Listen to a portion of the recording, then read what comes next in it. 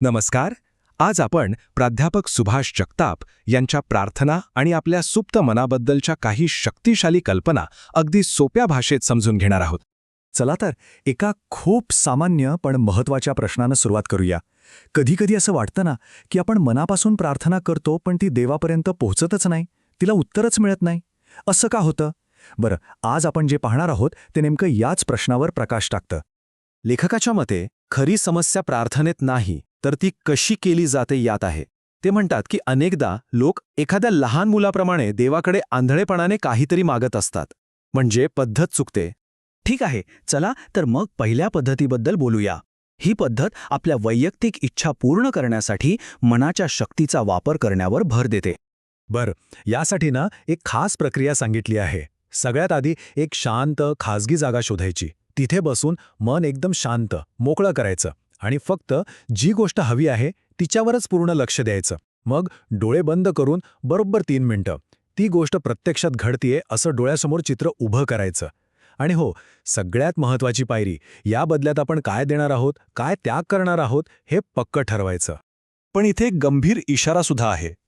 ही पद्धत एक प्रचंड शक्तिशाली मानसिक ऊर्जा तयार करते आणि असं सांगितलंय की जर तुम्ही ती योग्यरित्या बाहेर काढली नाही तर ती दुसऱ्या मार्गाने बाहेर पडते आणि तुम्हाला खूप त्रास होऊ शकतो. आता हा धोका नेमका काय आहे हे समजून घेण्यासाठी लेखक एक धक्कादायक खरं उदाहरण देतात. ही गोष्ट आहे एका माणसाची ज्याने 1 लाख रुपये मिळवण्यासाठी याच तंत्राचा वापर केला होता. आता गंमत बघा, त्याची चूक पैशांची कल्पना करण्यात झाली नाही. कल्पना तर त्याने अगदी अचूक केली. त्याची चूक झाली त्यागाचा निर्णय घेण्यात. ती जी सगळ्यात महत्त्वाची पायरी होती ना, तीच तो विसरला. पुढे जे झालं ते अक्षरशः हादरवून टाकणारं होतं. ती अनियंत्रित ऊर्जा एका वेगळ्याच हिंसक मार्गाने बाहेर पडली. दुसऱ्याच दिवशी रस्त्यावरच्या एका अपघातातच त्याला एका जीपने उडवलं. आणि त्याला पैसे मिळाले का? तर हो, कोर्टाने त्याला नुकसान भरपाई म्हणून बरोबर 1 लाख रुपये दिले. पण त्यासाठी केवढी मोठी किंमत मोजावी लागली? हे उदाहरण आपल्याला या मार्गातला प्रचंड धोका अगदी स्पष्टपणे दाखवून देतं. चला आता दुसऱ्या मार्गाकडे वळूया. लेखक म्हणतात की हा मार्ग जास्त प्रभावी आहे आणि महत्त्वाचं म्हणजे पूर्णपणे सुरक्षित आहे. याचं तत्वच पूर्णपणे वेगळं आहे.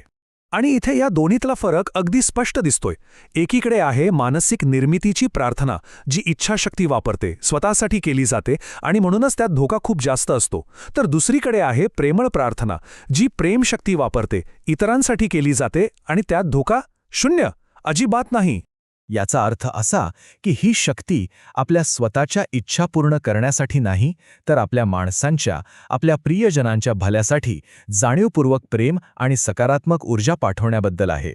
याची प्रक्रिया तर खूपच सुंदर आहे. सुरुवात करायची मनात इतरांबद्दल प्रेमाची भावना निर्माण करून, मग कल्पना करायची की ही भावना एका गुलाबी ढगासारखी आपल्या पूर्ण शरीरावर पसरतेय.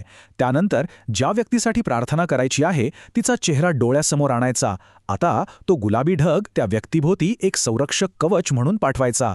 आणि शेवटी सगळ्यात महत्त्वाचं, हे सगळं केल्या केल्या विसरून जायचं आणि असं अनुभवायचं की जणू आपलं काम आधीच पूर्ण झालं आहे. तर मग या दोन्ही प्रार्थनांच्या पद्धतींमागे नक्की कोणती शक्ती काम करते? याचं उत्तर आपल्याला तिसऱ्या भागात मिळतंय, शक्तीचं केंद्र. लेखकाच्या मते याचं उत्तर आपल्याच मनात खोलवर दडलेलं आहे. ते आहे आपलं सुप्त मन, म्हणजेच सबकॉन्शियस माइंड.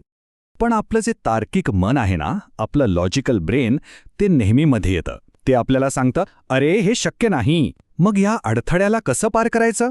तर त्याचा मार्ग आहे ध्यान, मेडिटेशन.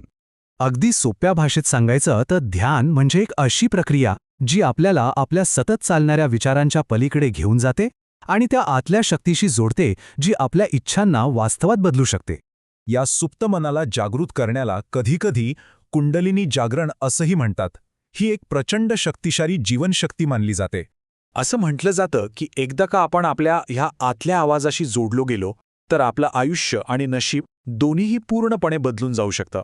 आणि हे आपल्याला घेऊन जाते आपल्या आजच्या विश्लेषणाच्या शेवटच्या आणि सगळ्यात महत्त्वाच्या भागाकडे. लेखकाचा मुद्दा असा आहे की कल्पना म्हणजे केवळ स्वप्न पाहणं नाही, तर ती वास्तवाची पहिली पायरी आहे, एक ब्लूप्रिंट आहे. बघा ना, आधी कल्पना आली आणि मग त्या दिशेने प्रयत्न झाले आणि आता माणूस सहज आकाशात उडतो.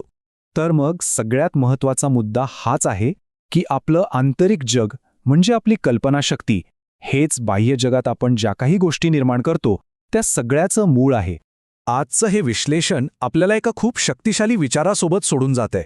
जर कल्पनाच वास्तवाची जननी असेल तर मग हा प्रश्न स्वतःला विचारायलाच हवा, आपण आत्ता या क्षणी आपल्या कल्पनाशक्तीतून नेमकं कोणतं वास्तव निर्माण करत आहोत.